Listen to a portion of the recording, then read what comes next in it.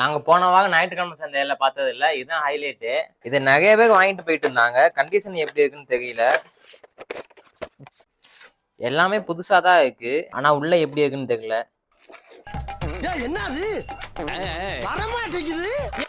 வண்டி எடுக்கவே முடியல. இதை இப்படி மேல இருந்து கழட்ட கூடாது, இது கலர கூடாதுன்ட்டு கீழே 2 ஸ்க்ரூ கொடுத்துருக்காங்க. ஃபர்ஸ்ட் நம்ம பேட்டரியை போட்டு ஆன் பண்ணி பார்ப்போம். இதுல 4 பேட்டரி இருக்கு, இதுல 2 பேட்டரி இருக்கு. இத்தனை பேட்டரிக்கு எங்க போகுது?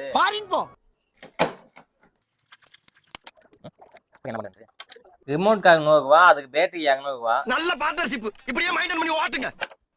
இப்போ ஆன் பண்ணி பார்த்தா எதுவும் வேலை செய்யல. நம்ம உள்ளதான் கழட்டி பார்க்கணும். உள்ள வாட்டர் டேமேஜ் ஆன மாதிரி உள்ள ஃபுல்லா தூப்பிடிச்சு போய் கிடக்கு.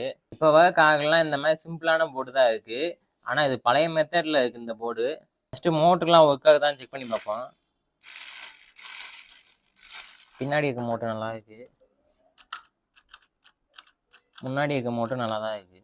ஃபர்ஸ்ட் இந்த ரிமோட்டை வந்து சரி பண்ணுவோம். இதுல வந்து வயர்லாம் ரொம்ப பழசாயிடுச்சு, அதனால புது வேக வந்து சால்டிங் பண்ணிடுவோம். அதில் புது வேக மாட்டியாச்சு.